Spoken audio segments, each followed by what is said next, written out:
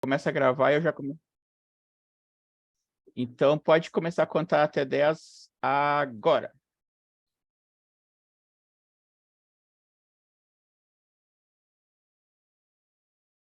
Boa noite aos nossos parceiros do CCEPA, aos internautas que nos prestigiam com suas presenças, às instituições espíritas laicas aqui representadas.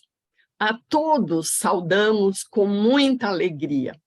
Estamos iniciando mais uma atividade que denominamos Diálogos Espíritas no Centro Cultural Espírita de Porto Alegre, o nosso CCEPA.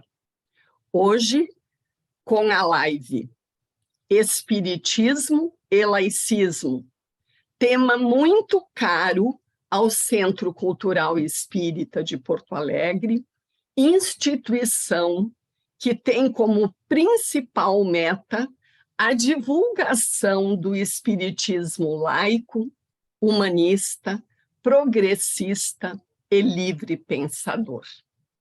Saúdo com muita alegria os nossos companheiros de casa, Milton Medran Moreira e Salomão Jacob Benchaia, responsáveis pela live de hoje. De imediato, passo a palavra ao nosso companheiro Renato Machado, que será o mediador do trabalho desta noite. Por favor, Renato. Obrigado, Disse. Boa noite a todos. Hoje, então, no último Diálogos Espíritas no CCEPA, com o tema Espiritismo e Laicismo, vamos encerrar este ano, então, com chave de ouro, com a participação do Salomão e do Milton. Vou fazer uma breve apresentação de cada um, apesar que eles já são bem conhecidos, mas é sempre bom, né, lembrar para aqueles que estão chegando agora, né, quem é Milton e quem é Salomão. Milton Rubens Medran Moreira, procurador de justiça aposentado do Rio Grande do Sul, advogado, jornalista, integrou os quadros diretivos da Federação Espírita do Rio Grande do Sul, onde ocupou o cargo de diretor do Departamento de Comunicação Social, tendo dirigido a revista A Reencarnação naquela federativa. Desde 1983, é membro do Centro Cultural Espírita de Porto Alegre, no qual foi presidente. Fundou e dirige há 26 anos o jornal CCEPA Opinião, órgão oficial dessa instituição espírita. Autor de vários livros, entre os quais Direito e Justiça, Um Olhar Espírita, Se Todos Fossem Iguais, o Espiritismo de um Novo Tempo ou Um Novo Tempo para o Espírito. Traduziu para o português História da Parapsicologia, de John Aspurua, ex-presidente da CEPA de 2000 a 2008. E o nosso querido Salomão Jacob Benchaia, economista, membro do Centro Cultural Espírita de Porto Alegre desde 1974. Seu presidente por vários mandatos. Foi diretor doutrinário da FERGS, Federação Espírita do Rio Grande do Sul, de 1978 a 1987. E seu presidente, de 1984 a 1987, onde coordenou a criação do ESD, Estudo Sistematizado da Doutrina Espírita, em 1978. É delegado especial da CEPA e seu secretário-geral na gestão de Milton Medran, de 2000 a 2008, e na atual gestão de Jacira Jacinto da Silva. Organizou o 18º Congresso da CEPA no ano 2000, em Porto Alegre, e também os livros A CEPA e a Atualização do Espiritismo, e Espiritismo, o Pensamento Atual da CEPA, sendo autor do livro Da Religião Espírita ao Laicismo, a trajetória do Centro Cultural Espírita de Porto Alegre. Já passo a palavra para o Salomão, então, começar, então, né, falando para nós sobre laicismo. Contigo, Salomão. Muito bom, obrigado, Renato. Boa noite a todos. Vamos conversar, então, um pouco sobre o laicismo. A mim cabe fazer uma introdução ao tema, mais ou menos que historiando, né, a questão do laicismo na nossa civilização e o laicismo na doutrina espírita, ou no movimento espírita, melhor dizendo. Eu vou compartilhar algumas telas para que a gente possa compreender melhor a exposição.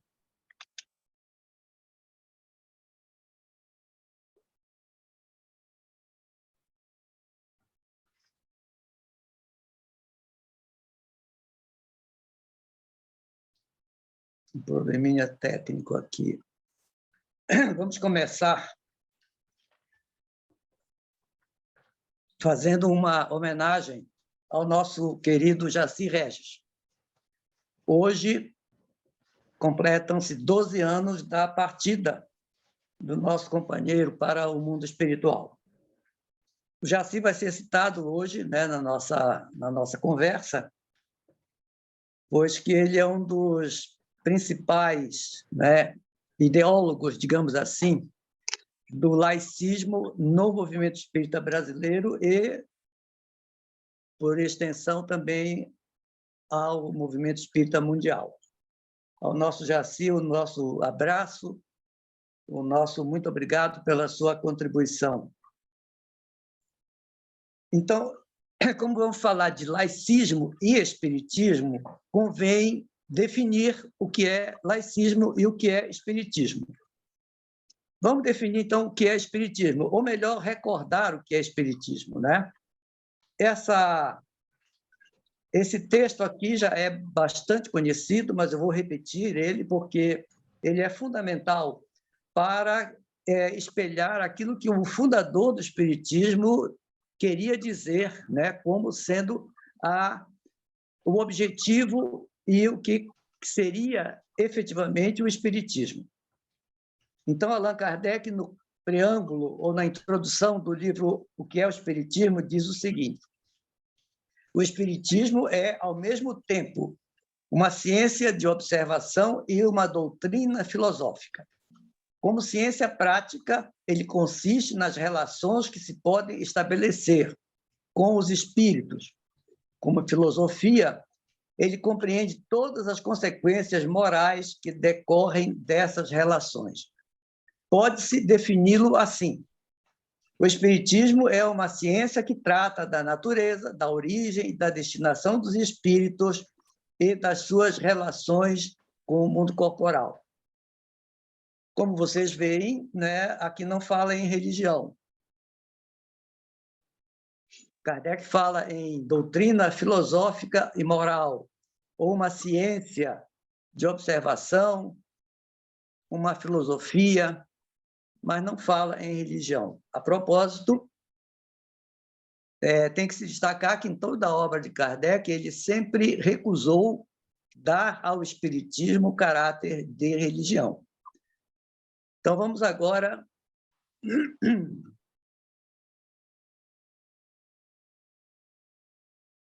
ao laicismo.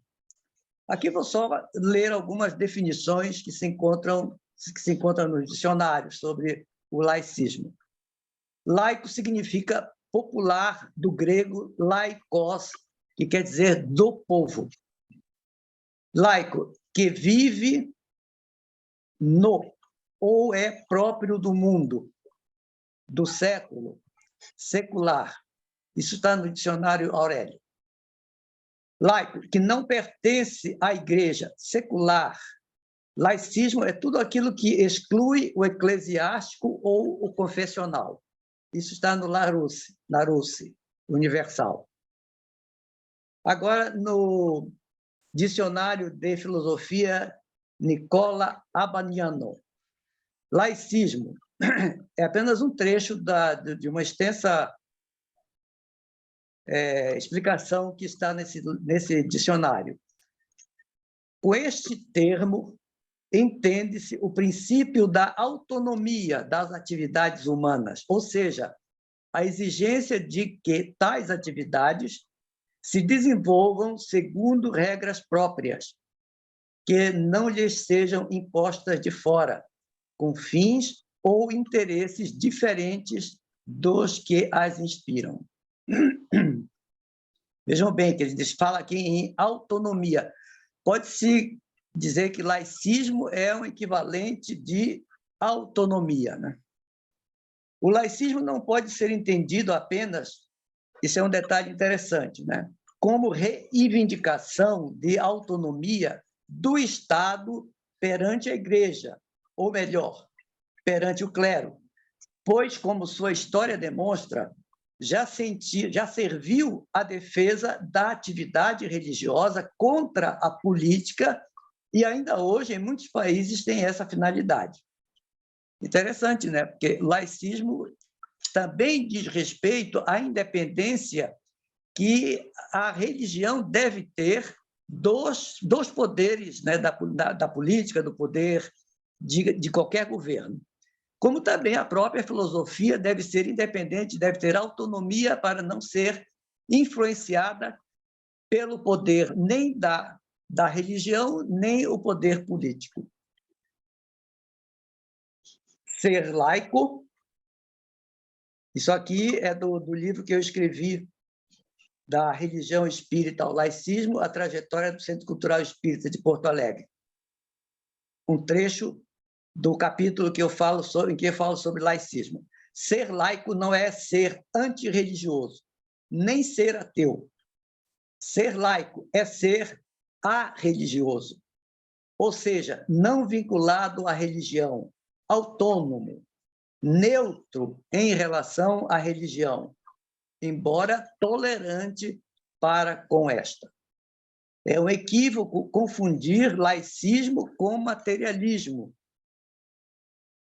Essa é a postura que a Igreja assumiu no final do século XIX, quando o laicismo atingiu a sua maior expressão na Europa, e a Igreja, então, dizia e afirmava que o laicismo apregoava o materialismo e o ateísmo. Ou seja, era uma forma de desprestigiar aquele movimento que se opunha ao poder da Igreja. Como é que se desenvolveu, como é que apareceu essa ideia, esse princípio do laicismo, né? Algumas informações aqui eu vou sintetizar, né? Já no terceiro século, né, da idade cristã, na Igreja, né, os leigos eram aqueles fiéis que não eram dotados dos conhecimentos sagrados dos clérigos. Hoje também, né, são chamados leigos as pessoas que colaboram na Igreja, mas que não estão investidos, né, do poder sacerdotal. Então, já no terceiro século, já existia essa figura dos leigos, que seriam laicos, né, ou seja, não investidos de poder clerical, né? Já no final do século V, né, esse Papa, o Papa Gelásio I, expôs num tratado, em algumas cartas, a teoria denominada duas espadas, que, na verdade, ele se refere a dois poderes, né? O poder da Santa Sé, o poder religioso, e o poder do imperial, dos imperadores, né? Dos governantes. E foi provavelmente o primeiro a recorrer explicitamente ao princípio do laicismo, que era desconhecido na antiguidade. Então, a Igreja também utilizou-se, né, do princípio do laicismo para a sua própria preservação, para a sua própria defesa. E esse mesmo Papa efetuou a distinção entre o poder temporal dos imperadores e o espiritual dos papas, através da epístola Duo Sunt. Está na Wikipédia. Bom, o laicismo teve seu auge no fim do século XIX e início do século XX, sob a influência do Iluminismo e da Revolução Francesa. A acusação da Igreja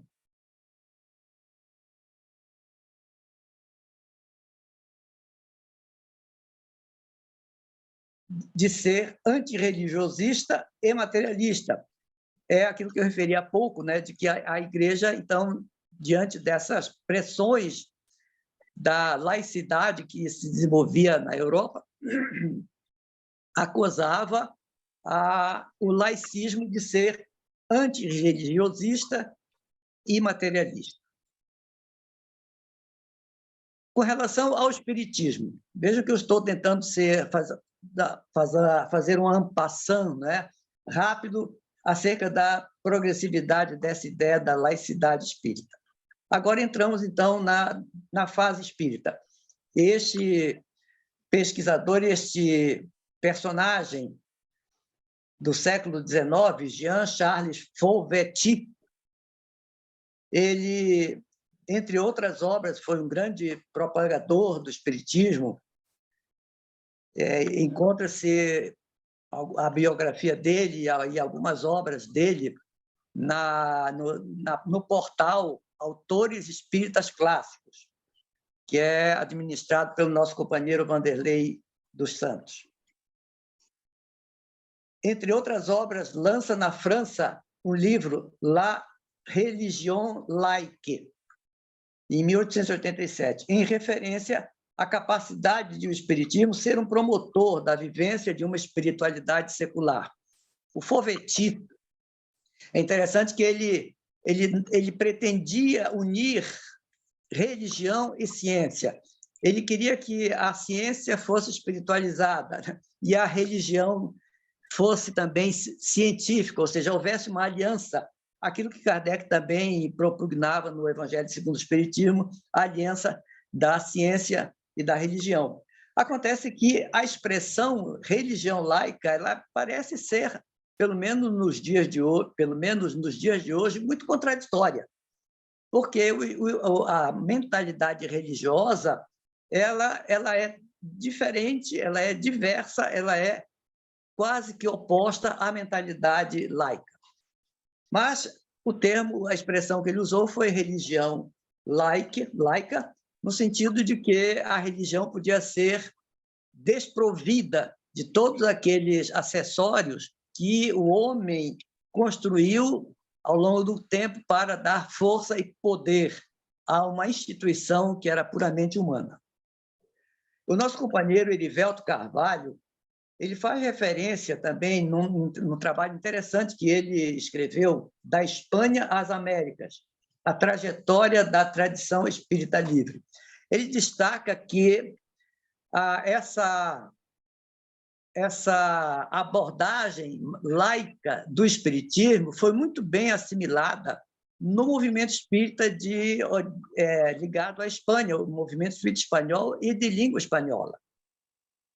E ele fala, inclusive, aqui, esse livro, alguns autores que eu vou apresentar aqui, né? Erivelto informa em seu trabalho, Da Espanha às Américas, a trajetória da tradição espírita livre pensadora, diz que podemos afirmar que o surgimento da tradição espírita livre pensadora ocorreu no final do século XIX, quando as obras de Allan Kardec se popularizaram na Espanha. Seus expoentes iniciais foram Alverico Perón, que era o pseudônimo de Henrique Pastor y Bedoya, José Maria Fernandes Colavida, o Visconde Torres Solano e Amália Domingo Soler. Esses foram protagonistas, né, do espiritismo na Espanha, no século XIX. O espiritismo hispano-falante revelou importantes personagens que destacaram a sua laicidade, tais como, aqui já vou falar dos países, né, latino-americanos, tais como Davi Grossvater e Pedro Barbosa de La Torre, na Venezuela, Cosme Marinho, Felipe Senillosa, Manuel Porteiro e Humberto Mariotti, na Argentina. Cuba e Porto Rico também tiveram pujantes segmentos não religiosos no espiritismo. Vejam bem, estou destacando isso para fazer essa contraposição com relação ao movimento espírita brasileiro, né, que teve uma origem já muito vinculada ao catolicismo.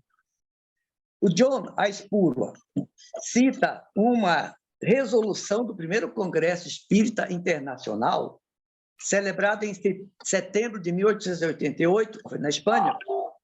O Congresso Espírita diz essa resolução. O Congresso Espírita recomenda um constante esforço para difundir o laicismo por todas as esferas da vida.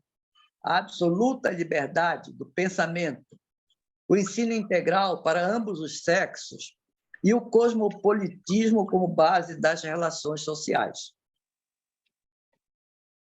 Quero destacar aqui o lançamento do livro Espiritismo Laico, do David Grosswater, em 1966, que provavelmente foi a obra cujo título popularizou essa expressão que hoje nós usamos muito, espíritas laicos, né? Ou espiritismo laico. O John Aispuro conheceu e conviveu com David Grosswater. Agora vamos, então, ver rapidamente o espiritismo no Brasil, o laicismo, melhor dizendo, como se desenvolveu no Brasil. A chegada do espiritismo no Brasil ocorre com, especificamente, o lançamento de um jornal na Bahia, Salvador, em 1869, o Eco de Além Túmulo, por Luiz Olímpio Teles de Menezes. Já é bastante citada essa revista, esse jornal, como sendo o marco, né, da introdução do espiritismo no Brasil. Mais tarde, o mesmo Luiz Olímpio fundaria o primeiro centro espírita, também o primeiro centro espírita brasileiro. Há referências, entretanto, de que esse jornal ele era um jornal meio católico e meio espírita, porque ele, na verdade, era uma tentativa do Luiz Olímpio Teles de Menezes de introduzir na igreja, né, os conceitos espíritas, a realidade que o espiritismo apresentava. Aquilo mesmo que Kardec pretendeu fazer quando ofereceu o espiritismo como subsídio, né, como instrumento para que as religiões se tornassem mais fortes, porque baseadas na racionalidade e nos fatos, né? Então, a obra do Luiz Olímpio Teles de Menezes, ela não deixou de ser vinculada ainda à Igreja Católica. E contaminada, naturalmente, também pela obra do Rustang, Os Quatro Evangelhos, que também também influenciaria posteriormente outros líderes espíritas, como já vamos referir.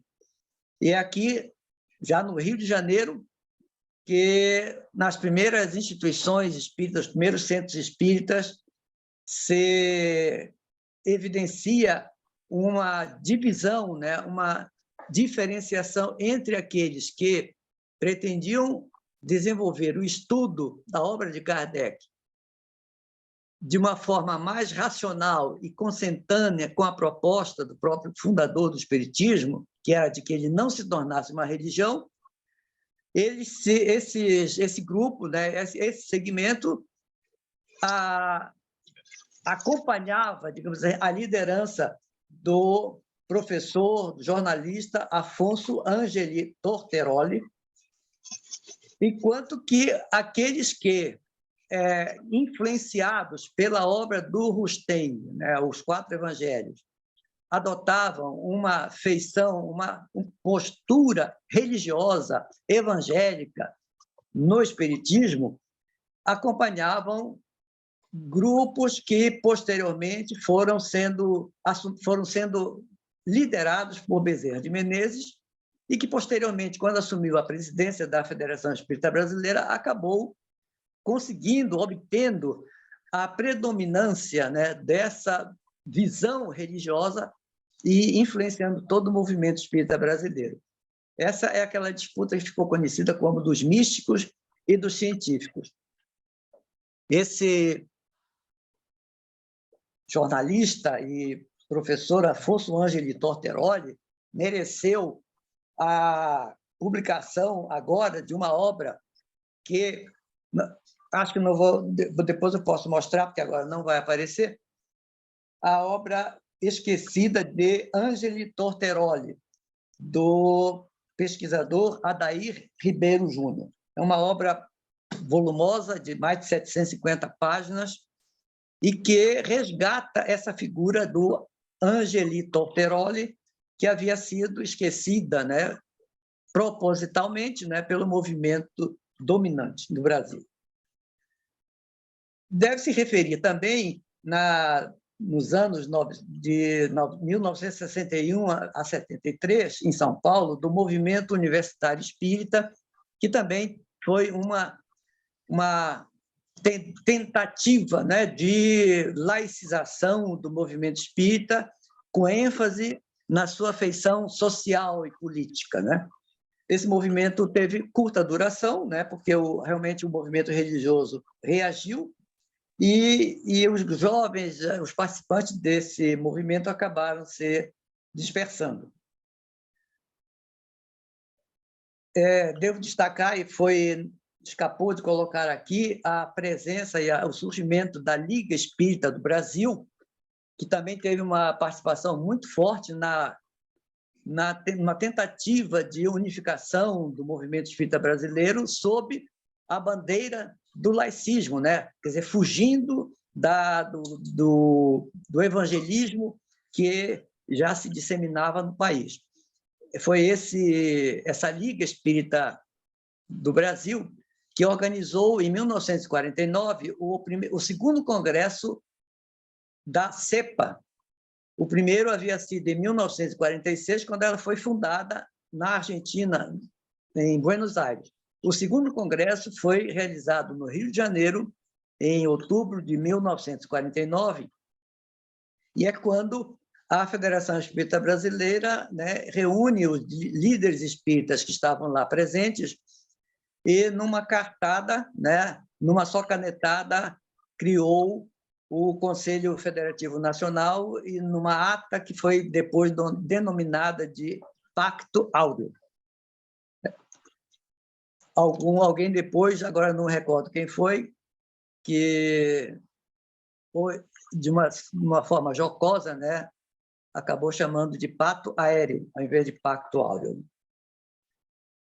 Muito bem, vamos para 1978 e na cidade de Santos, São Paulo, um grupo de pensadores, sob a liderança de Jaci Regis, inicia, né, ou desenvolve um trabalho de resgate do pensamento kardeciano, e esse movimento eles mesmos chamam de espiritização, quer dizer, uma tentativa de combater a igrejificação que se estabelecia no movimento espírita brasileiro. Mais ou menos nessa época, em 78, o grupo de dirigentes da, então, Sociedade Espírita Luz e Caridade, que hoje é o Centro Cultural Espírita de Porto Alegre, passa a integrar a diretoria da Federação Espírita do Rio Grande do Sul. E o Maurício Herbert Jones, inicialmente como vice-presidente, e depois assume a presidência da Federação Espírita do Rio Grande do Sul, inicia-se uma fase interessante, né, nessa federação, em que se começa a questionar o aspecto religioso do espiritismo. E isso acontece especificamente em 1986.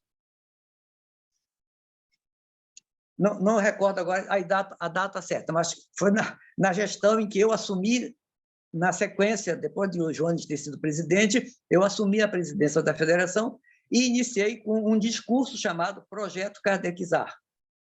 Esse discurso era uma crítica também, uma avaliação, uma reflexão que se fazia sobre o movimento espírita e convocava as lideranças do espiritismo gaúcho a um retorno a Kardec, né?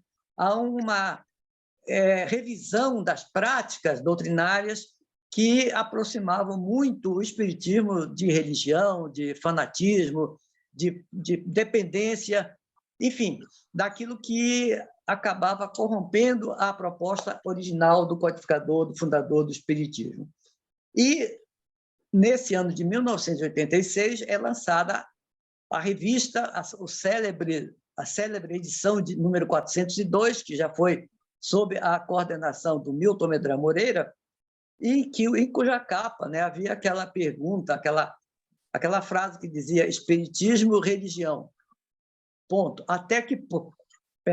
Espiritismo, ciência e filosofia. Ponto. Até que ponto religião? Interrogação. E ali o conteúdo dessa revista gerou tanta polêmica que logo em seguida, na eleição seguinte, em que o Milton seria o candidato à presidência da federação, essa chapa perdeu e nos retiramos, então, da Federação Espírita. O novo conselho executivo retomou, então, a afirmativa de que o espiritismo era religião e, inclusive, destinou o estoque da revista, que havia sido objeto dessa celeuma, né, para um destino desconhecido, né? Não se sabe o que aconteceu. Eu destaco também do companheiro Gélio Lacerda, do Espírito Santo, que ele era presidente da Federação Espírita do Estado do Espírito Santo, e publicou um livro, Conscientização Espírita, também muito citado, muito estudado hoje pelas suas reflexões e crítica que fazia ao movimento espírita, inclusive propondo a fundação de uma confederação espírita brasileira, que seria democrática, né, e autenticamente representante do movimento espírita. A atual estrutura da Federação Espírita Brasileira, ela não é democrática, né?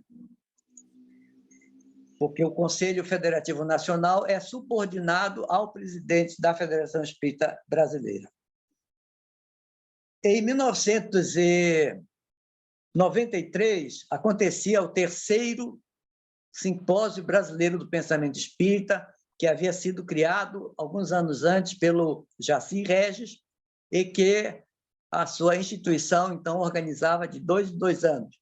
Nessa ocasião, estava presente então, que havia sido eleito presidente da CEPA, o nosso companheiro John Aispurua, que ali inicia contatos com instituições espíritas brasileiras. Algumas já eram filiadas ou adesas à CEPA, e ele convida o Centro Cultural Espírita de Porto Alegre também a integrar-se à CEPA, então Confederação Espírita Pan-Americana.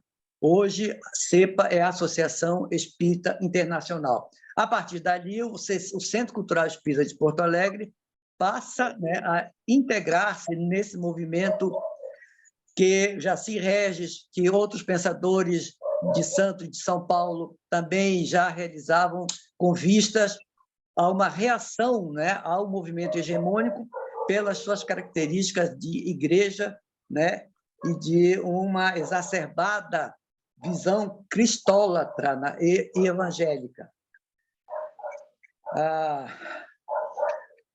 Em 2003, a CEPA consegue fundar, ou melhor dizendo, os espíritas brasileiros conseguem fundar no Brasil uma representante da CEPA, que foi a CEPA Amigos. Mais tarde, ela se transformaria na CEPA Brasil, que é hoje a Associação Brasileira de Delegados e Amigos da CEPA. Destaco também aqui os jornais Abertura, do CKF, e Opinião, do CCEPA, que têm veiculado noticiário e matérias, artigos, enfim, noticiando e refletindo o pensamento da CEPA, que é um pensamento laico, livre pensador, humanista, progressista, universalista e dinâmico, né, sobre o espiritismo. E, finalmente, a coleção Livre Pensar, que já tem sido bastante divulgada e que está no portal da CEPA, Associação Espírita Internacional, onde vão encontrar obras escritas sobre os temas fundamentais do Espiritismo e sobre matérias relacionadas com o Espiritismo sob a ótica do laicismo. Essas obras todas, uma delas, né, e sobre ela estamos também conversando hoje, que é o primeiro desses livros que foi lançado, o e-book, chamado O Espiritismo na sua feição ou na perspectiva laica e livre pensadora, que o Milton e eu escrevemos. Então, estão convidados para também consultarem essa obra. E eu encerro por aqui, né, agradecendo pela oportunidade de apresentar rapidamente, né, alguns dados acerca do laicismo. Muito obrigado. Obrigado, Salomão, por essa introdução, aí falando para a gente sobre um pouquinho da história do laicismo, né?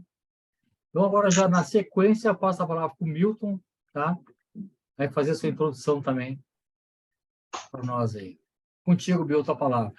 Olá, amigos, boa noite. O Salomão fez um alentado histórico da ligação espiritismo com o laicismo. E o Salomão falou em nomes que provavelmente muitos de nós, e a maioria dos espíritas, talvez nunca tenham ouvido falar, e que, no entanto, foram de uma importância, de uma significação enorme para a história do espiritismo. O Salomão falou em Visconde Torres Salomão, em Amélia Domingos Soler, em Manuel Gonçalves Soriano, não recordo se ele falou, Manuel Navarro Murillo, enfim, personagens que estiveram no centro dessa reflexão sobre laicismo e que, na história do espiritismo, no contexto do espiritismo nosso aqui, brasileiro, eles são absolutamente desconhecidos. Por quê?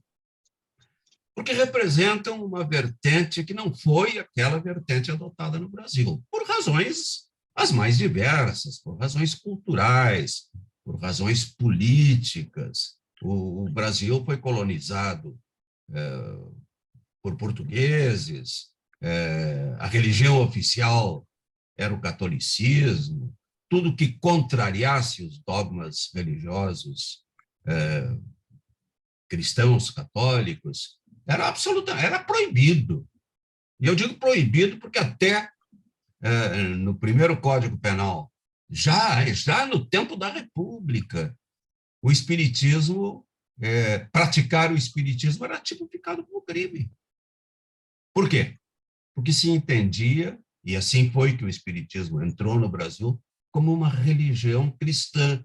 E logo, sendo uma religião cristã, ela não podia fazer concorrência com a Santa Madre Igreja, né? Que era a religião oficial do Estado. Mas nós temos que entender o contexto histórico desses aspectos do laicismo e a interconexão que o espiritismo faz com isso. Eu costumo citar, o Salomão destacou muito bem que o século XIX foi o cenário onde o laicismo se desenvolveu no Ocidente.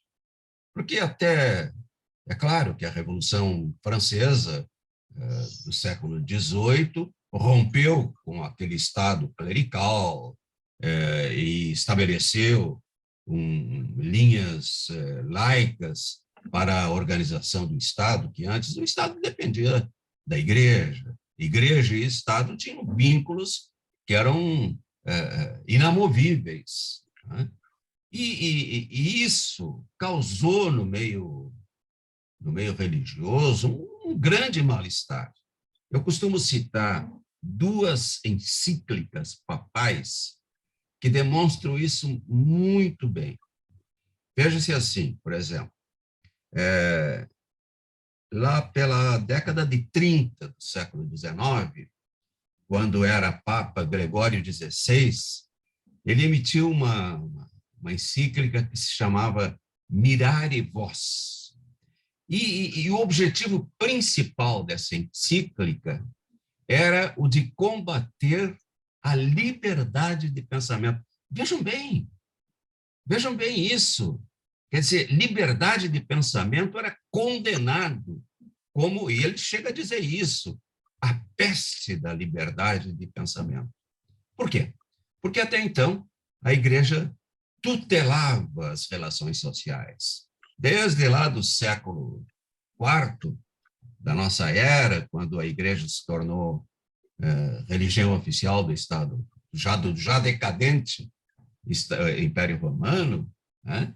Desde então, a igreja ela tutela todas as relações sociais do Estado, né?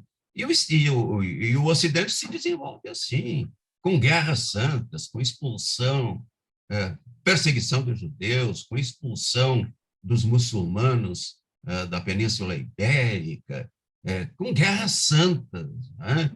Com as cruzadas, que foi uma guerra terrível, com todo o período da Idade Média, onde se combateu a liberdade de pensamento e se combateu toda a visão de homem e de mundo que contrariasse a Bíblia. Quer dizer, nós éramos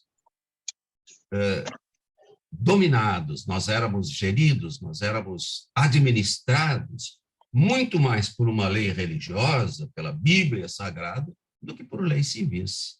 Quer dizer, isso foi rompido formalmente com a Revolução Francesa.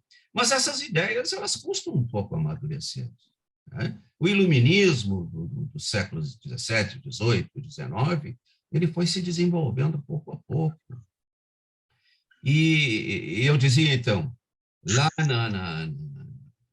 nas primeiras décadas, lá pela terceira década do século XIX, é emitida essa encíclica que condena absolutamente a liberdade de pensamento, que chamam de uma peste, e condena a separação do Estado e da Igreja. Diz que a separação entre Igreja e Estado, que era algo com o que o Ocidente todo se acostumara, porque papas que coroavam reis, e reis tinham que se submeter às encíclicas papais, aos ordenamentos papais, né? Isso representou um rompimento enorme. Então, esse Papa aí, o Gregório XVI, ele promove, ele promulga uma encíclica que condena tudo isso, né? Dizendo que o Estado separado da Igreja, o Estado seria absolutamente corrupto, o povo seria absolutamente corrupto, enquanto a Igreja não fosse, a Igreja não tutelasse as relações sociais. Então, esse é o cenário do século XIX, isso antes ainda do advento do Espiritismo. Mas já no advento do Espiritismo, uma outra encíclica, essa em 1864, que se chamava Quanta Cura, do Papa Pio IX. Essa encíclica, ela traz um documento que se tornou famoso, que se chamava Sílabus. O Sílabus arrolava todos os chamados erros da sociedade, né, a partir da visão da Igreja, erros que deviam ser combatidos ferozmente, terrivelmente. Isso eu estou falando no século XIX, já, muito bem depois da Revolução Francesa, para ver como essas coisas arraigadas, elas custam a ser desenraizadas, elas custam a ser destruídas, né? Então, falar-se em laicismo, até quando Allan Kardec codificou o Espiritismo, em 1857, com o Livro dos Espíritos, era falar uma blasfêmia, era se opor a um status quo que vinha de séculos, né? Então, nesse documento que se chamou Sílabus, que é um documento promulgado por essa encíclica, o Papa condena veementemente coisas como o matrimônio civil. O matrimônio era propriedade da igreja, só quem poderia celebrar um matrimônio seria a própria igreja, porque era algo sagrado, é um sacramento, né? Então, não existia o casamento civil. É claro que ele existiu lá no Império Romano, que tinha suas leis que normatizavam o casamento por interesses imperiais, as famílias nobres. Mas o grande povo, desde então, e os chamados povos bárbaros, aqueles que terminaram vindo para a igreja, dominados pelo Império Romano e depois pela igreja, esses povos, se quisessem, para quem quisesse casar, teria que se submeter às normas da igreja, só a igreja que poderia fazer. Então, isso era considerado a possibilidade de um casamento civil, do matrimônio civil, era considerado uma blasfêmia, era considerado uma violação às normas morais emitidas pela igreja, né? Ele combateu o que ele chamava de naturalismo. Ele não fala em espiritismo, nessa encíclica, que é promulgada em 1864. Ele não fala em espiritismo, mas ele fala em naturalismo, que é exatamente a base do pensamento espírita, que se funda, cuja moral se funda, todos nós sabemos, segundo a questão 614 do Livro dos Espíritos, né? A lei de Deus é a mesma lei natural, é aquela que nos diz o que devemos fazer e o que não devemos fazer. E o homem só é infeliz, o ser humano só é infeliz quando se afasta da lei natural. Quer dizer, é uma concepção que revoga aquela ideia de que o bem, a moral, ela é uma doação divina, ela é uma revelação divina. O homem vive em pecado, ele nasceu com o pecado, em razão do pecado original dos seus primeiros pais, e ele é mau por natureza, né? Então, só o bem, a lei moral, ela é fruto de uma revelação divina. E ela é misteriosa, ela não tem que ser buscada racionalmente.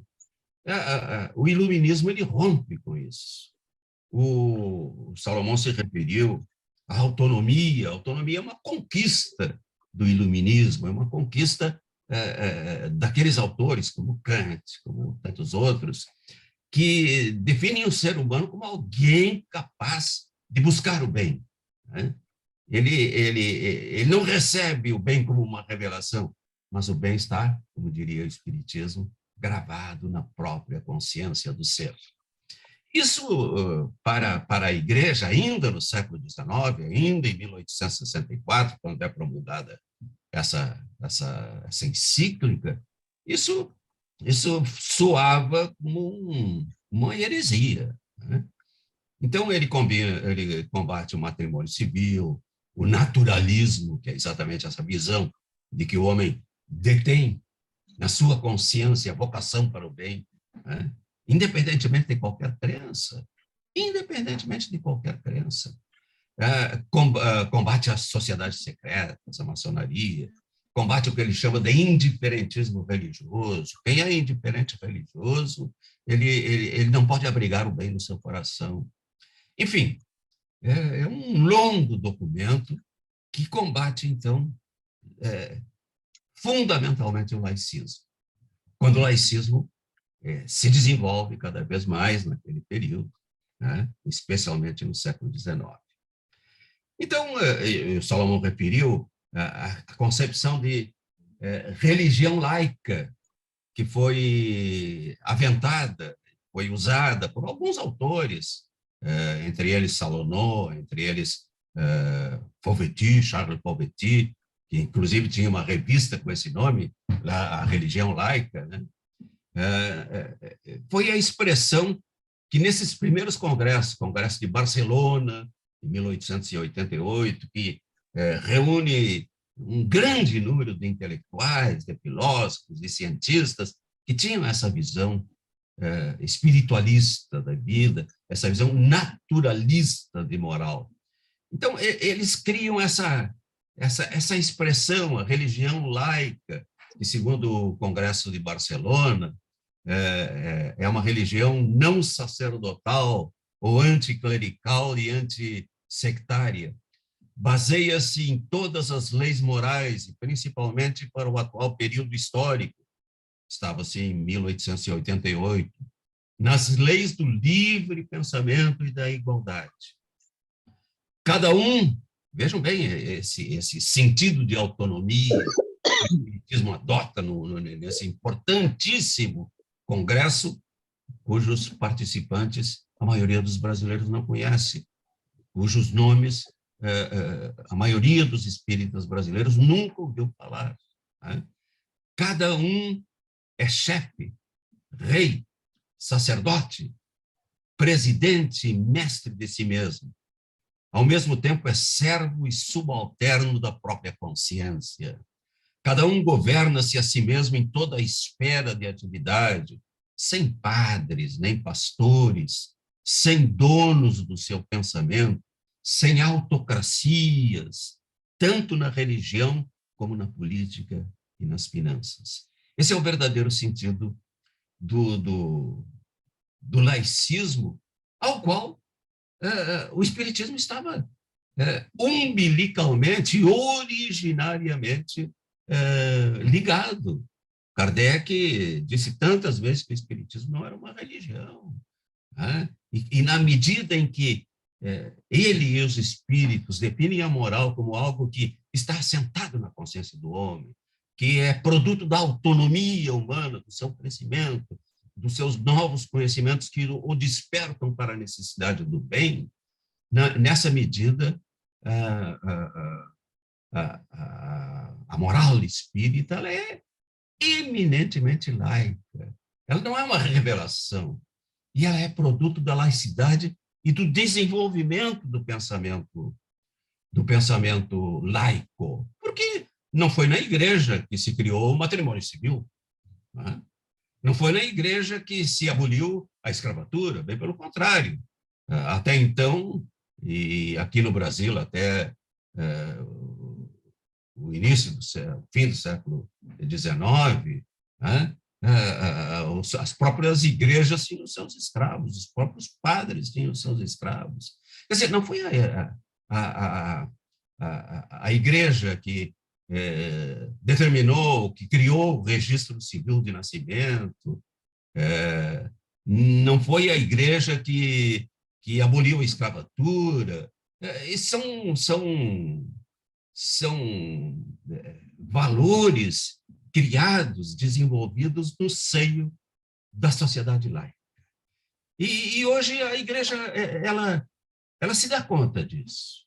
Se nós virmos os pronunciamentos desse Papa Francisco, nós vamos ver que ele está sempre buscando se harmonizar com o pensamento moderno, aceitando coisas que há muito poucas décadas atrás eram aberrações, como, por exemplo, a união de pessoas do mesmo sexo.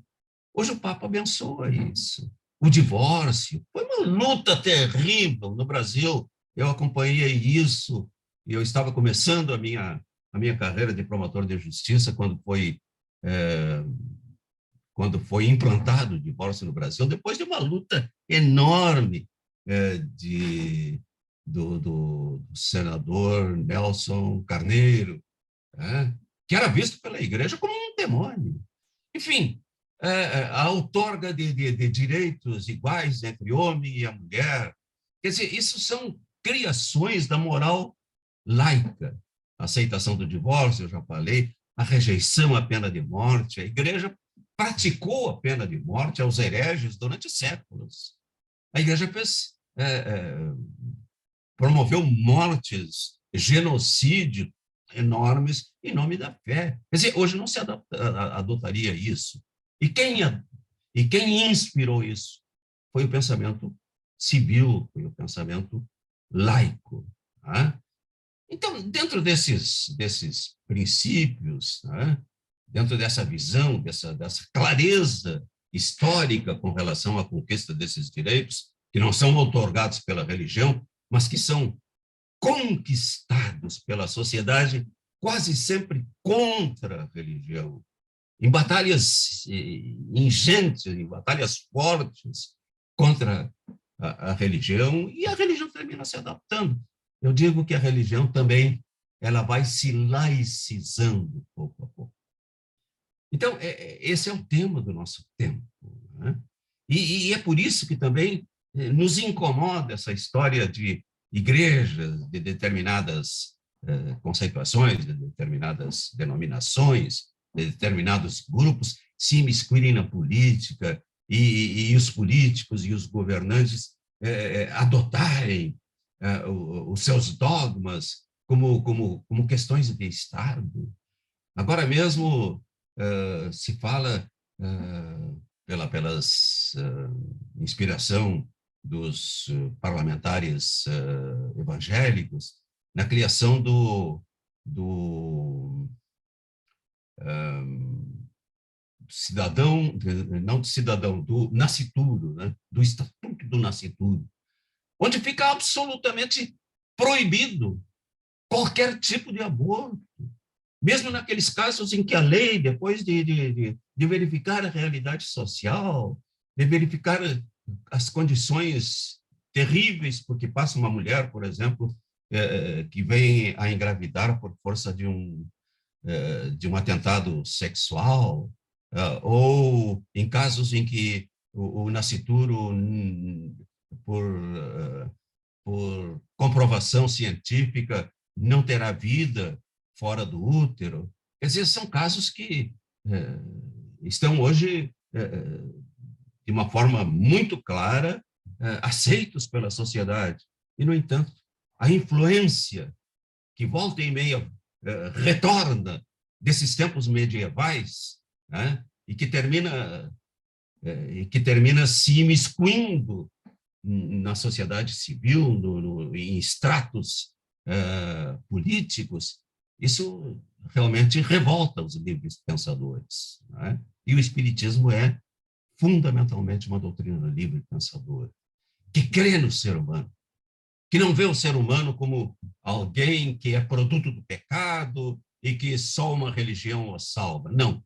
Vê no próprio ser humano, no espírito humano, essa capacidade de crescimento, essa capacidade de, pelo maior conhecimento, ir administrando a sua vida. Isso se chama autonomia. O Espiritismo ele prega uma autonomia moral que dispensa as crenças religiosas e que, por isso, de forma alguma, se poderia dar ao Espiritismo essa conotação de uma religião, contrariamente, inteiramente contrário às proposições de Allan Kardec. Eu acho que é isso. Isso não significa repúdio nenhum à nossa tradição religiosa que se implantou no Brasil, mas entender que é tempo de avançar, entender que é tempo de superar isso. A nossa cultura nos impôs isso. O próprio Kardec, para sistematizar o Espiritismo, teve que se valer de valores tradicionalmente religiosos para superá-los. E ele dizia lá num artigo publicado na Revista Espírita, se não me engano, de dezembro de 1863, que ele chamou de período de luta, que o Espiritismo passaria por 5 períodos diferentes. Pelo período da curiosidade, com as mesas girantes, com os fenômenos que abundaram naquele período em que ele começou a se interessar por eles, né? Período da curiosidade, depois um período filosófico, quando se começaria a pensar acerca daqueles fenômenos, né? E a tirar conclusões filosóficas dele, né? Depois disso, um período religioso, né? um período de luta primeiro, né? Que seria aquele em que o Espiritismo foi tão perseguido, né? pela igreja, por setores materialistas e que teve o seu epílogo com o chamado Auto de Fé de Barcelona, né? Aquele foi o período de luta. Depois desse período, dizia Kardec, virá um período religioso. Mas esse será superado por um período intermediário, onde se buscarão novos caminhos para o espiritismo, que me parece que é esse que claramente nós estamos vivendo agora, para depois o espiritismo, então, com as suas ideias magnânimas, com suas ideias generosas, com suas ideias humanistas, iluminar a cultura humana, que seria o período derradeiro do espiritismo. Então, nós talvez tenhamos que ter passado por esse período religioso. As nossas concepções de vida elas vão mudando, né? E a autonomia vai chegando pouco a pouco. Então, isso não significa nenhuma condenação ao espiritismo religioso, à religião do espiritismo. E eu encerraria com um reconhecimento disso, que foi feito no Congresso de Porto Alegre, no ano de 2000, uma belíssima mensagem mediúnica, que recebida por uma companheira nossa, Yolanda Polimene, quando assistia a uma sessão e teve que se recolher, porque um espírito insistia em lhe ditar uma comunicação. E a comunicação foi esta, que reconhece a pluralidade com que pode ser visto o espiritismo, com que pode ser contemplado o espiritismo, por vários aspectos, né? Nesse processo sempre de crescimento e de busca de uma unidade. Então, reconhecendo essa diversidade, o espírito Manuel Porteiro, que se comunicou através dessa nossa companheira, deixou essa linda mensagem com a qual eu encerro. Disse assim, Porteiro: nota a nota compõe-se a sinfonia. Assim, no grande concerto da vida universal, cada nota representa um pensamento que procura a verdade e o amor como expressão da harmonia. Cantar num só coro não significa entoar o mesmo tom, a mesma voz, no mesmo tempo. Ao contrário, o coro se compõe de vozes, de sons diversos, de tons variados, para que expressem a beleza. E encerra dizendo assim: o espiritismo é como a canção universal. Entoa as notas da ciência, da filosofia e do amor para compor a harmonia dos que buscam as verdades que conduzirão o espírito humano a dimensões não imagináveis, mas de imensa felicidade.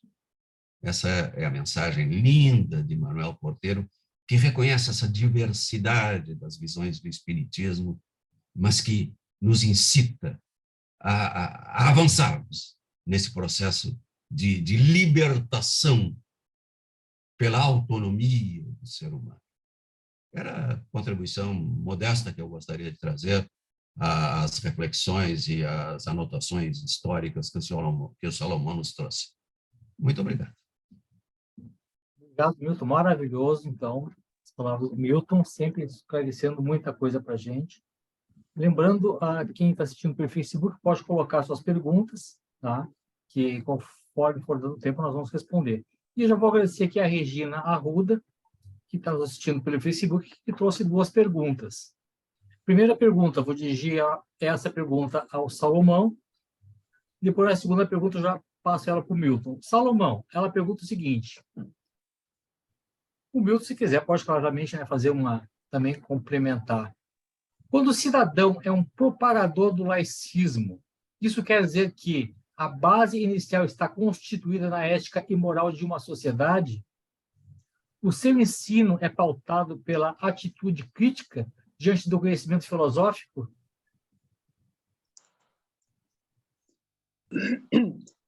Eu, como espírita, eu não me considero exatamente um propagador do laicismo, mas sim do espiritismo sob uma visão laica, ou seja, desprovido daquela posição religiosa de obediência, de observância, de cumprimento a normas estabelecidas, a submissão a regras que são expendidas de fora para dentro, né? Que são externas a mim.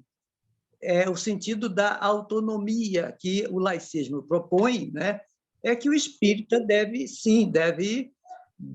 vivenciar isso e traduzir isso no seu comportamento social, enfim, enfrentando as questões da vida de maneira prática, né?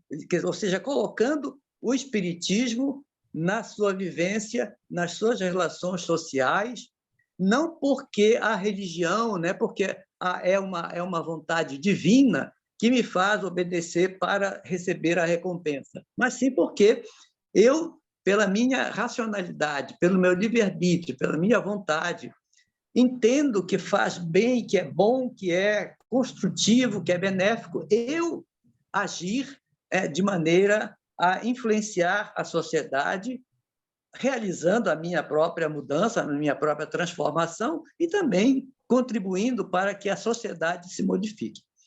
Não sei se eu respondi, né? Mas o Milton pode complementar alguma coisa. Tem outra pergunta, né, da mesma espectadora. Se a Regina quiser complementar depois, eu vou passar a outra pergunta para o Milton, da Regina Arruda. Milton, a pergunta é a seguinte: o laicismo, como explorado por Salomão, é o Estado a não dependência no jogo político? Vocês acreditam que, no exercício do laicismo, os cidadãos têm um desenvolvimento intelectual muito mais politizado nas ciências políticas, como também fomenta o cidadão a ser mais participativo em tudo que está no seu meio natural? Toda a história da humanidade, Regina, compõe isso e atesta isso.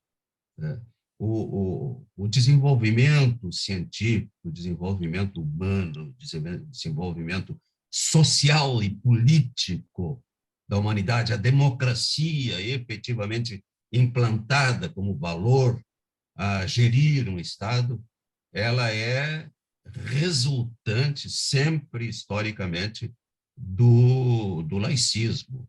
A religião, ela, como se julga detentora da verdade absoluta, da verdade que não pode ser contrariada, ela não pode ser democrática.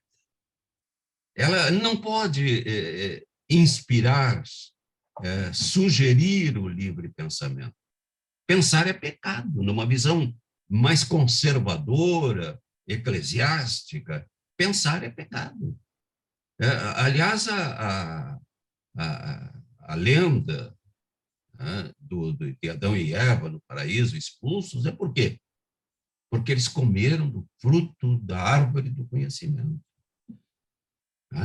Essa engendração dessa lenda como base do próprio cristianismo, do judaico-cristianismo, porque isso é uma lenda, evidentemente, até porque o homem e a mulher não foram criados assim, prontos e acabados, para depois serem expulsos pelo seu Criador do paraíso onde ele os colocou.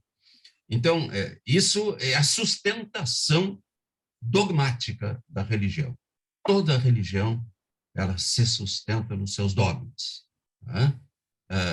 Tomás de Aquino reconhecia que existe uma lei natural, que existe uma lei humana, lex naturalis e a lex humana, mas que, por sobre tudo isso, por sobre a lei natural e as leis humanas, por sobre tudo isso pairava e era o valor primordial o que ele chamava de lex eterna, a lei eterna, que ela não podia ser violada.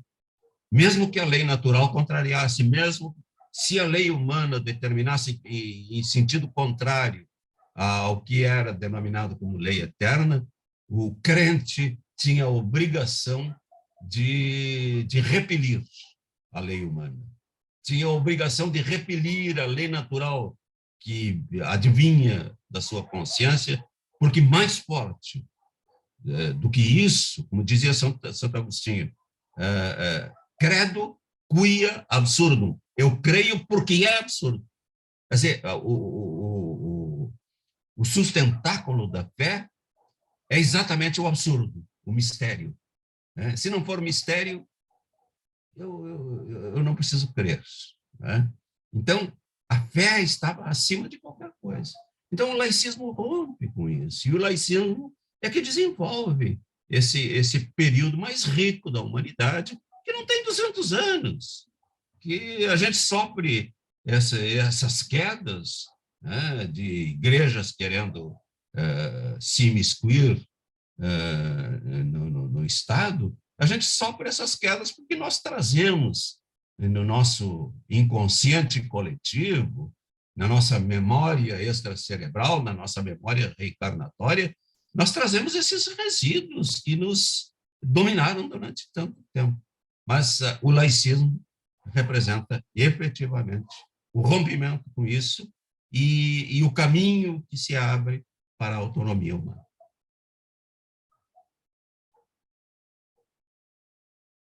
Obrigado, Milton. Salomão, Regina, ficou satisfeito com a tua resposta, tá? Se quiser fazer algum comentário, Regina, sobre a resposta do Milton, mas achei muito, muito boa mesmo. Milton e Salomão, agora vou fazer uma pergunta nossa aqui, e acho que essa pergunta eu vou direcionar para o Salomão. Nós temos o espiritismo tradicional, o espiritismo religioso, nós temos o espiritismo laico, nós temos outros grupos espíritas espalhados pelo Brasil com outras visões. Nós temos vários espiritismos. Do nosso ponto de vista, sim, existem vários espiritismos. Para o movimento hegemônico, há uma resistência em dizer que há vários espiritismos, diz que há apenas um espiritismo. E seria o espiritismo que é apregoado, que é desenvolvido, né, que é explicitado por esse segmento majoritário do espiritismo. Acontece que há várias leituras de espiritismo, há várias interpretações daquilo que Kardec propôs, escreveu. E ele mesmo, o próprio fundador do espiritismo, admitiu que, de acordo com as particularidades de um povo, de uma região do planeta, o espiritismo sofreria adaptações, sofreria a influência da cultura local. Então, isso aconteceu no Brasil e aconteceu em outros países, de o espiritismo se contaminar, digamos assim, com a cultura regional. Nós vamos encontrar, por exemplo, no Caribe, né, algumas práticas que, embora eles se considerem espíritas, hoje são vistas por nós como estranhas, né, à proposta de Kardec. No Brasil, existem movimentos, existem culturas que desenvolvem as mesmas atividades mediúnicas e, às vezes, doutrinárias dos espíritas, mas com conotações que são típicas, né, de outras culturas e que são tomadas como estranhas para o espiritismo, mas não deixam de ser espíritas. Kardec considerou que todos aqueles, pelo menos em um determinado momento, Kardec considerou que qualquer pessoa que admita a existência do espírito, a sua sobrevivência, a sua comunicação com os homens, que é espírita. Quer dizer, mesmo que ele adote práticas culturais, alguns procedimentos que não são habituais nos centros espíritas. Então, pode-se dizer que, sim, há vários movimentos, há vários espiritismos. Nós diríamos assim, lembrando alguns, né? Existe o espiritismo cristão, o espiritismo religioso, ou evangélico, que é o dominante, né? É o que predomina. Existe o espiritismo laico, existe um espiritismo universalista, existe um espiritismo ubaldista, existe um espiritismo rustanguista. Enfim, de acordo com o pensamento que norteia principalmente as atividades daquele grupo, ele assume características próprias, né? Enfim, não se pode dizer que o espiritismo seja um bloco monolítico, né? E que em todos os lugares, em todas as camadas, ele é feito, ele é cultuado, ele é exercitado de maneira uniforme. Não existe isso. Aliás, aquilo que nós poderíamos chamar de movimento de unificação do espiritismo, ele, na verdade, acaba sendo prejudicial, porque ele padroniza, ele impõe modelos, impõe normas, regras para que os adeptos, que as instituições agregadas possam obedecer, e quem não segue aquelas normas, aqueles procedimentos, é alijado, né? Quer dizer, cria-se uma seita em que há um pensamento dominante e quem pensa diferente é excluído, é ignorado, ou até atacado, né, muitas vezes. A CEPA, por exemplo, ela talvez hoje já não seja tanto, mas no passado ela era tida como uma instituição não espírita, pelo fato simplesmente de não adotar o espiritismo como modelo religioso, e sim laico e livre pensador. Quer dizer, ela não era, e os espíritas que estivessem incluídos, estivessem participando da CEPA, não seriam espíritas. Quer dizer, era uma coisa absurda, né, de se alijar o diferente só porque o pensamento não coincide com o pensamento dominante. Era isso. Muito bom, Salomão. Obrigado pela resposta. Sensacional. Nós estamos com bastante tempo de live, não temos mais muitos minutos, mas eu vou tentar colocar ainda duas perguntas que eu acho que é muito interessante para quem está nos ouvindo, né? Para quem não faz parte não vivencia o laicismo, né? Ter uma noção melhor. Talvez essa pergunta até já tenha sido um pouco respondida, mas agora vou fazer a pergunta para focar um pouquinho mais, né, no Milton. Milton, em suas obras, Allan Kardec traz uma nítida ligação com o cristianismo. Seria mesmo a intenção de Allan Kardec um espiritismo laico? Os estudiosos dos paradigmas de conhecimento dizem o seguinte, que o romper com um paradigma é algo que precisa necessariamente se assentar no paradigma vigente, no paradigma anterior. Você só pode propor um paradigma novo a partir da reflexão do paradigma vigente. Ora, no tempo de Kardec e até a Revolução Francesa e do Iluminismo, o século anterior a ele, enfim, aquele período da humanidade ocidental, a igreja, o pensamento cristão era dominante, né? E nós, o ser humano, refletia a partir da visão judaico-cristã, dogmática, tanto das origens do mundo, as origens do homem, como e especialmente de sua moral, do seu procedimento, a partir das normas religiosas. Quer dizer, Allan Kardec, ele se utiliza disso, ele parte disso, e por isso se justifica, de uma certa forma, a edição do livro Evangelho segundo o Espiritismo, que eu, particularmente, ainda ontem conversava com o John Espurva, e nós coincidimos nessa ideia de que é um livro dispensável. Hoje ele seria absolutamente dispensável. Para quem assume a moral espírita como algo proveniente da sua própria consciência, como uma moral autônoma, produto da reflexão, produto do conhecimento, acima de tudo, conhecimento que liberta. Quer dizer, você não precisa de revelações religiosas para ser bom, né? Mas E quando Kardec fala em espiritismo cristão, ele se utiliza de um adjetivo que hoje já, ao meu sentir, não caberia mais. Porque quando você diz assim, quando você ouve de alguém hoje, ah, não, eu sou cristão, qual é a ideia que você faz dele? São ideias muito diversas, porque é um termo que tem vários significados, e cada vez se fortalece mais um significado sectário, ligado a religiões conservadoras. Né? Se dizer cristão hoje, olha, nem sempre pega bem. Né? Mas Kardec, quando se utilizava dessa expressão cristão, ele queria dizer referente a Jesus, que era tido como Jesus Cristo. Hoje se faz essa distinção entre Jesus homem e o Jesus Cristo. O Jesus homem, o Jesus histórico, né?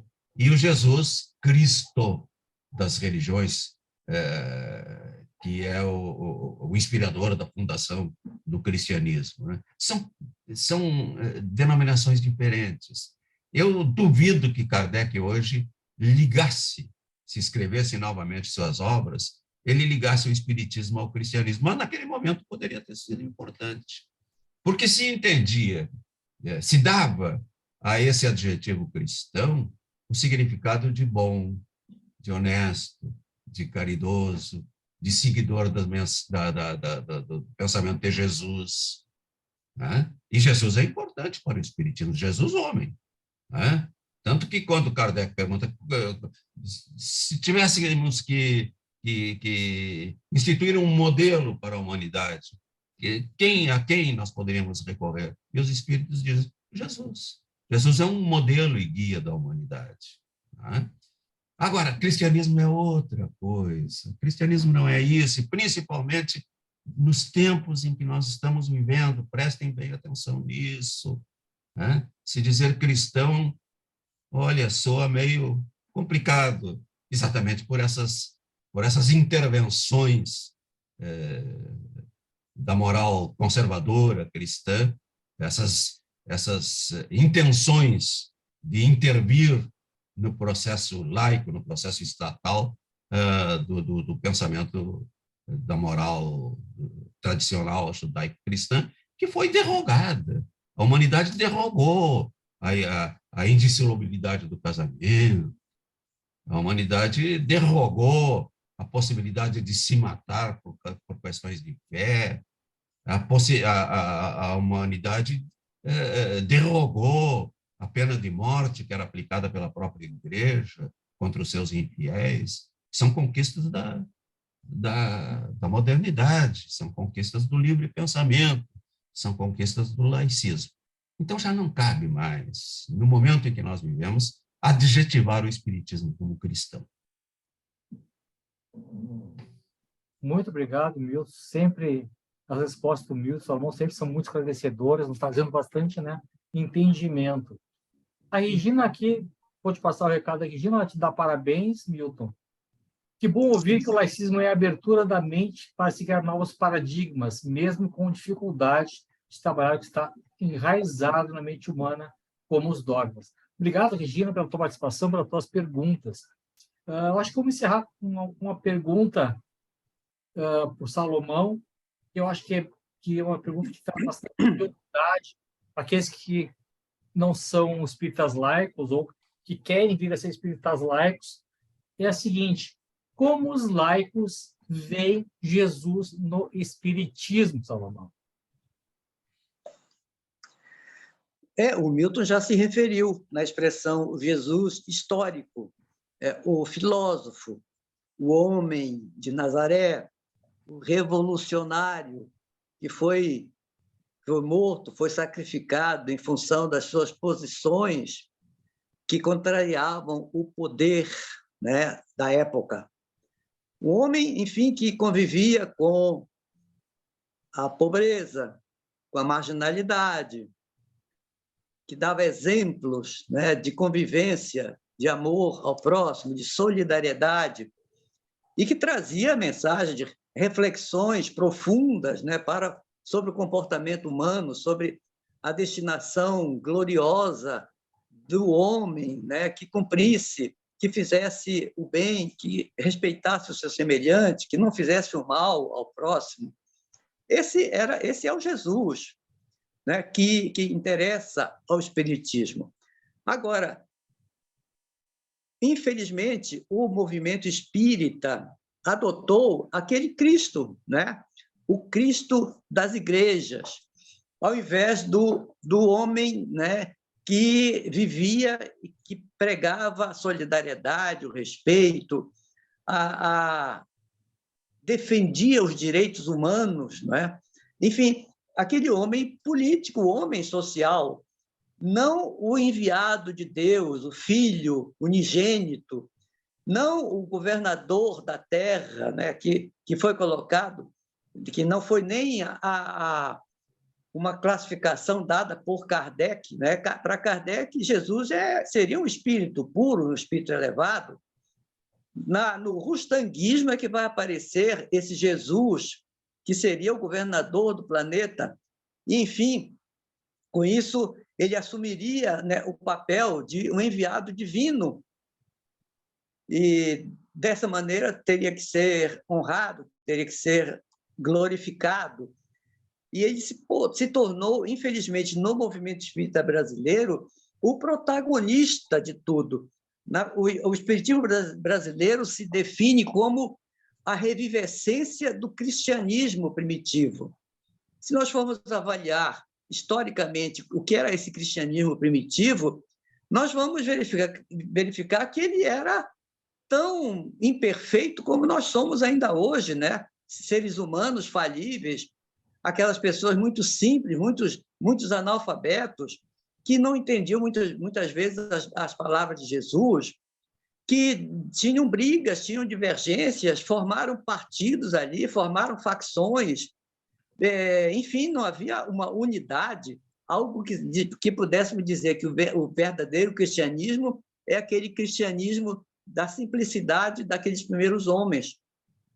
Hoje, nós podemos encarar o cristianismo como uma religião, né, que se imiscuiu no movimento espírita e que tornou também uma seita, né? Porque o espiritismo religioso, o espiritismo cristão, ele acabou se tornando uma seita que disputa com as outras seitas cristãs, que nem sequer aceitam também e nem entendem o espiritismo como sendo cristão, e ele quer se fazer cristão dentro de uma programática que, na verdade, só o torna um movimento conservador, sectário e distante das verdadeiras questões sociais. Tanto que, hoje, vários pensadores espíritas e vários segmentos espíritas estão se desapegando ou se despregando, melhor dizendo, do movimento organizado e formando núcleos chamados coletivos espíritas que propõem um espiritismo humanista, né? Um espiritismo voltado para o ser humano, não o ser humano voltado para a pregação do espiritismo. Porque a maioria dos líderes espíritas se consideram missionários que estão a serviço de Jesus e que têm que levar o cristianismo para salvar a humanidade.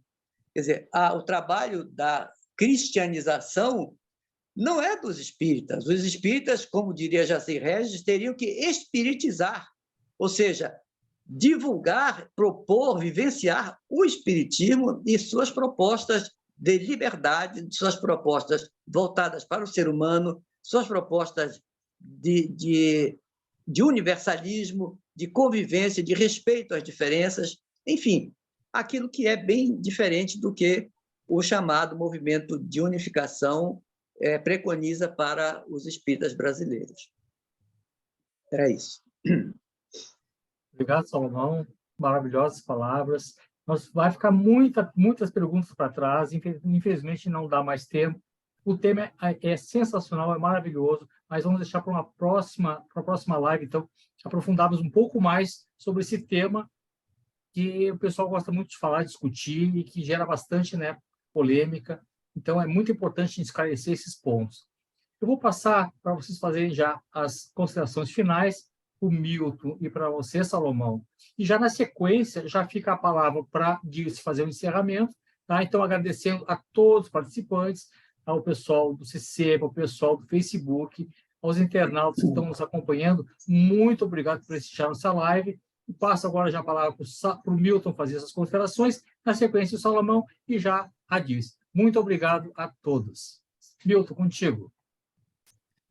Bom, meus amigos, eu acho que foi Terêncio que disse que a Terra é o planeta da opinião, né? A Terra é o mundo da opinião. Nós pretensamente queremos trabalhar com verdades, mas trabalhamos com opiniões. Opiniões que vão mudando pouco a pouco. E teve aquele outro pensador romano, que foi Marco Aurélio, o imperador Marco Aurélio, que dizia assim: tudo que ouvimos é uma opinião, não um fato.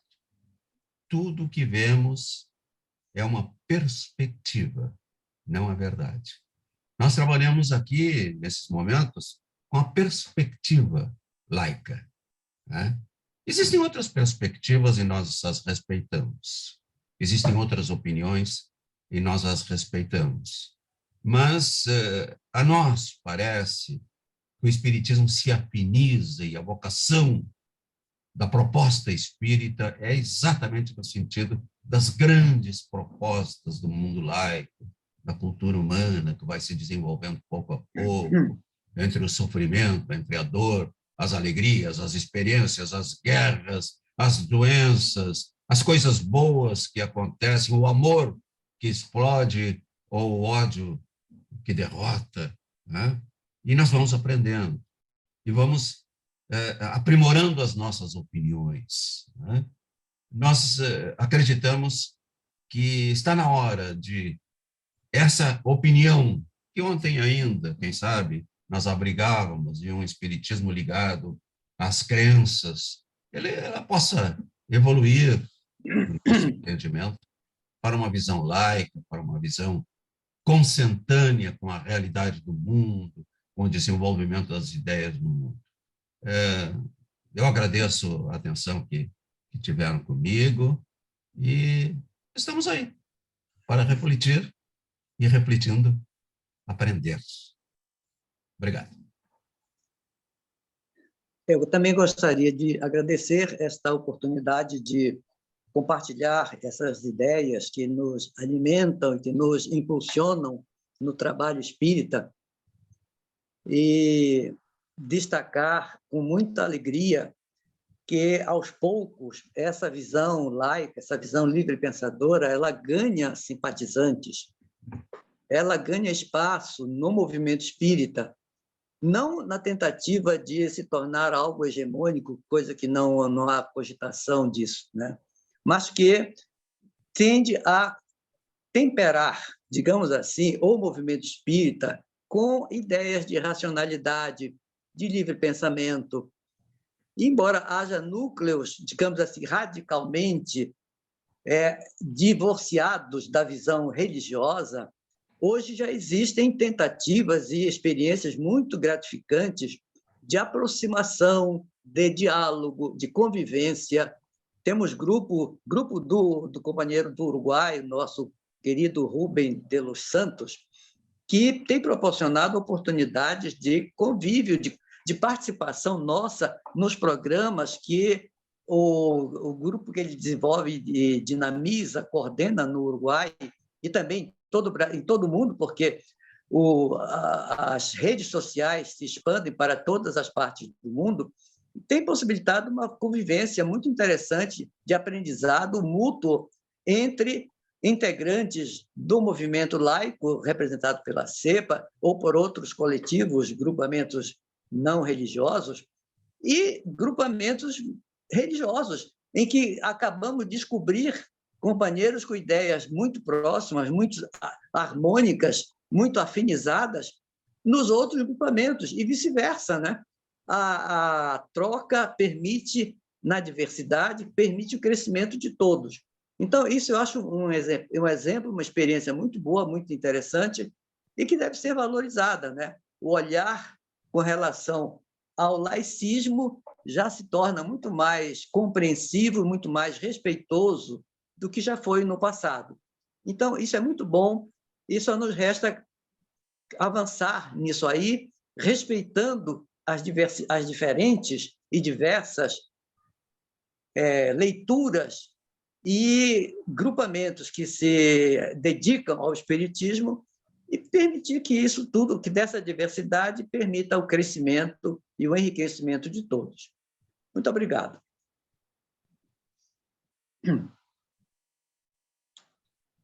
A Dirce está sem som.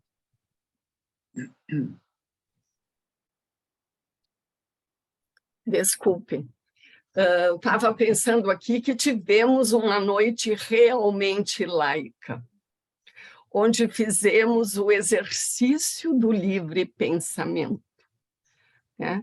E dentro dessa perspectiva, nunca para doutrinar, apenas para despertar, né?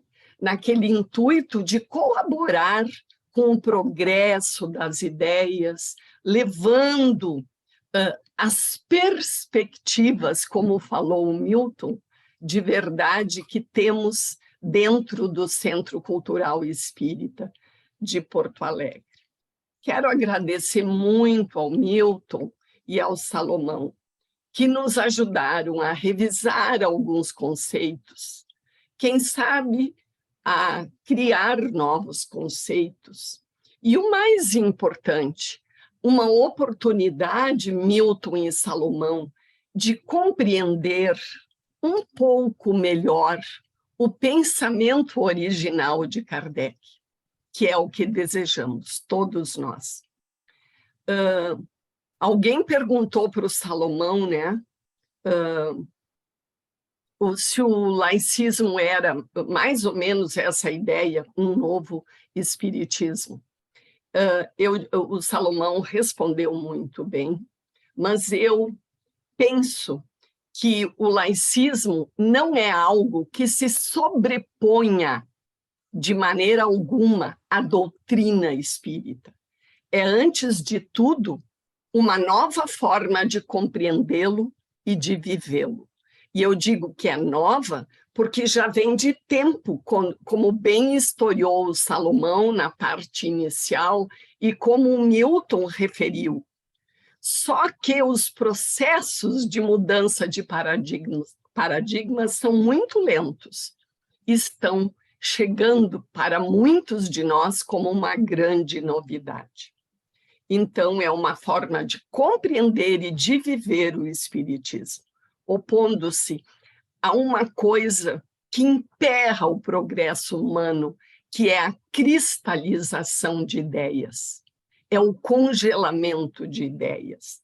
Opõe-se e sugere que se busque pontes plurais de entendimento e de aprofundamento através de um estudo metódico, porque o livre pensar não é apenas pensar livremente, é pensar com base, com fundamentação, com pesquisa, com aprofundamento. Isto que é o livre pensar. E o melhor lugar para se fazer isso é num lugar como hoje, num grupo em que nós nos escutamos, trocamos, ouvimos um, ouvimos outro e vamos formando as nossas próprias convicções, que é o que desejamos também ali no CCEPA, exercitando a nossa autonomia. E encerro com uma frase que pensei também. A nossa vida é sempre pedagogia. É sempre, todos os momentos. A nossa vida é uma plataforma de educação humana. E é o livre pensar que nos permite avançar e progredir. E o livre pensar é a ideia mais importante do laicismo, além de outras. Mas sem esta, não há laicismo. E foi isso que nesta noite o CCEPA procurou trazer. e dividir com todos os nossos ouvintes do Zoom, do Facebook, e por isso agradecemos de coração essa oportunidade de estar com vocês e o prestígio que nos deram com a sua presença, e agradecemos também aqueles que, não podendo estar, nos acompanharão posteriormente nas gravações que ficarão à disposição em todas as nossas plataformas virtuais.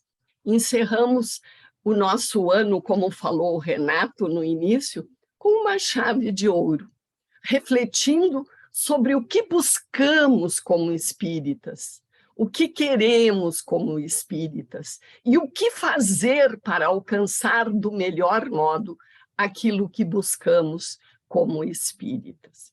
Então, obrigada ao Salomão, obrigada ao Medran. Obrigado ao Renato, nosso mediador desta noite. Obrigada de coração ao Beto, o nosso da técnica, que trabalha sempre tão silenciosamente. E a vocês, queridos companheiros do CCEPA, estou encerrando a nossa live, mas peço que permaneçam conosco um pouquinho para que possamos seguir a programação que combinamos nos diversos grupos virtuais. Uma boa noite a todos, desejamos boas festas a todos, um Feliz Natal e um ano novo cheio de progresso, de novas conquistas, de muita saúde a todos e, sobretudo, de muito aprofundamento doutrinário, que é o que desejamos ali no CC. Um grande beijo em todos vocês e, neste momento, então, encerramos a nossa live. Muito obrigada.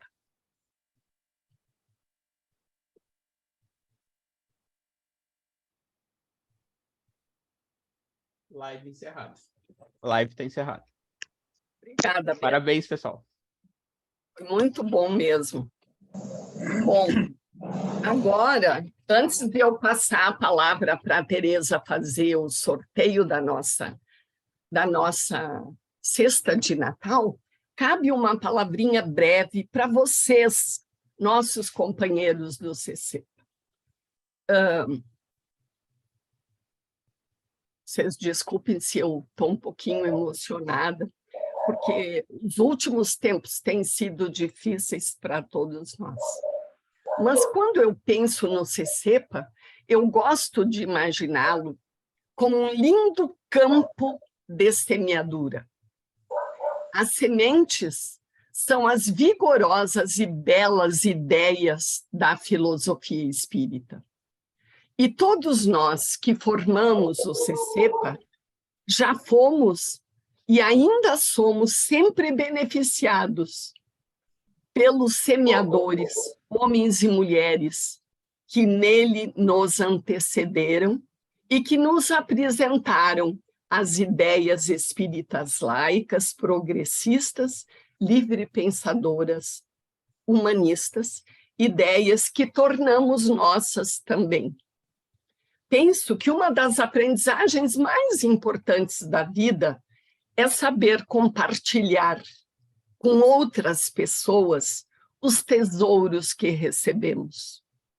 No CCEPA, há sempre um início de novas aprendizagens. É um processo que segue e que nunca finda. Mas há também o tempo de compartilhamento dessas aprendizagens, que se apoia na lei de solidariedade, compromisso de justiça do dar e do receber. Durante o ano de 22, convivendo ainda com as consequências da pandemia, nós seguimos ativando o nosso campo de semeadura, mantendo em funcionamento 4 grupos de estudos virtuais e 2 presenciais.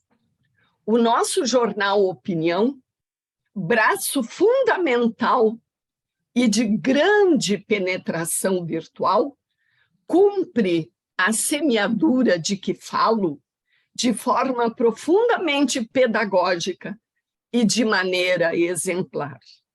Na ação social, o grupo das tricoteiras semeia o apoio material, minimizando dificuldades para mães e bebês desassistidos socialmente.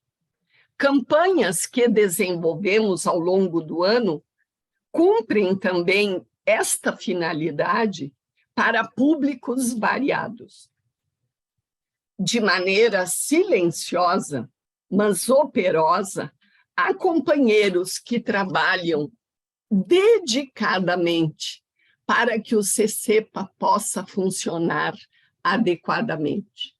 Companheiros que nos auxiliam a semear. Há ainda aqueles que respondem de forma colaborativa a tudo que o CCEPA solicita. São também semeadores conosco. Formamos um time de semeadores. Semeadores que dão de si mesmos, da sua energia, do seu tempo, das suas habilidades e das suas ricas virtudes.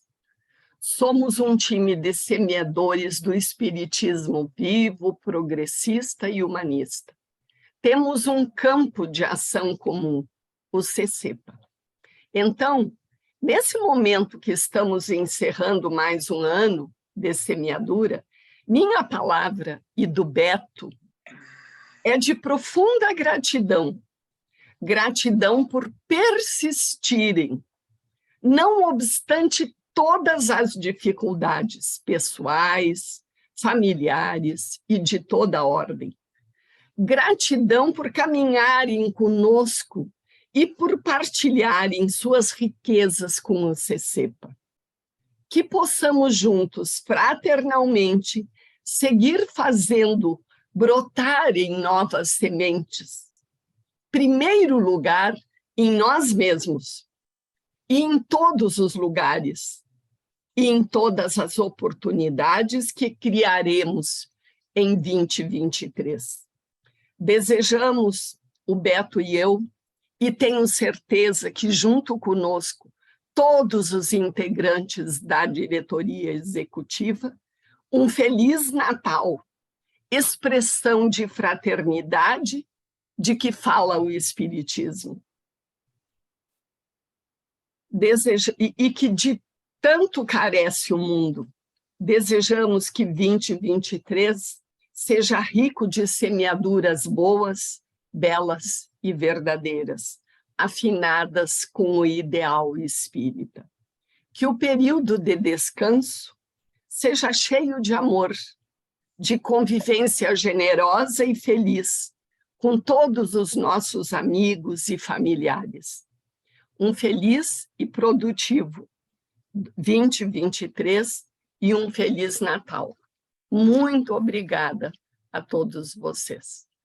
Passo a palavra para a Tereza, para fazer, então, a nossa rifa. Tá, Tereza? Não esquece de abrir o teu microfone, por favor.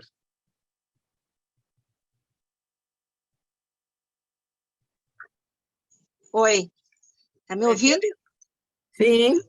Eu estou aqui emocionada também de ouvir. Sempre é bom ouvir o Milton, o Salomão, que enriquece as nossas reflexões e nos ajudam a tirar as dúvidas e crescer um pouco mais junto com todos. E Dirce, tu também sempre muito generosa com todas as tuas palavras. Também me sinto abraçada e agradecida por tudo, por toda essa semeadura que tu desejas a todos nós. Obrigada. Eu vou fazer, então, a nossa rifa e boa sorte para todos. Sacudindo bem o saquinho, viu? Sacudindo bem o saquinho. Vamos ver quem será. De quem será, né, Tereza? O feliz ganhador. O feliz ganhador. 94. Agora vamos ver quem tirou 94. Ai, que bom! Essa aí nunca tinha sido sorteada. A nossa companheira Celi Garcia. Beleza, Celi! Coisa boa! Eu fico contente que cada sexta seja um novo ganhador. Parabéns, Celi! Parabéns! Parabéns, merecido, Celi. A Celi é uma fiel, né, companheira do CCEPA. Sempre. Como muitos amigos que a gente tem no CCEPA. E eu não sei quem é que poderá entregar essa cesta para... Eu vou estar lá, Tereza, na quinta de tarde. A gente vai ter a última faxina do ano, agora quinta. Eu vou estar lá das 1h30 até as 5h, na quinta-feira. Se ele puder, né? Ou então marca comigo também, né? Eu vou ali, alcanço para ela qualquer coisa. Obrigado, Beto. Imagina. Então tá. Sim, já ligaram. Mas alguém gostaria de falar alguma coisa, dizer uma palavrinha? As ordens. Oi. Oi, A Lúcia. Lúcia. Tudo bom? Eu não vou aparecer, tá? Mas eu quero desejar, assim, tudo de bom. Tudo de bom para vocês. Obrigada pelas palavras também lindas, maravilhosas, né? Da Dirce, de todos, né? Foi, assim, mais um pouco de conhecimento para todos nós, né? Eu escuto sempre depois, eu nunca participo, né, das lives, mas hoje eu precisava. Olha, um beijão bem grande para vocês todos e muito obrigada por esse momento assim maravilhoso, tá? E boas festas mesmo. E como disse a Marta, não, a Tereza, né? Então, a gente se emociona mesmo, tá, gente? E eu fico muito feliz. Um beijo bem grande para todos e um Feliz Natal, então, tá? Porque eu acho que eu só vou ver vocês assim, né? Tá? Beijo, então. Tchau, tchau. Beijo, Lúcia. Um beijo muito grande para ti, Lúcia. Obrigada. Oi, Martinha. Beijinho para vocês e Feliz Natal. Para ti Feliz também, Natal, Martinha. Marta. Obrigada. Obrigada. Vamos saindo? Sim. Se ninguém mais quiser falar, Vou encerrar a gravação, então, tá? tá bom.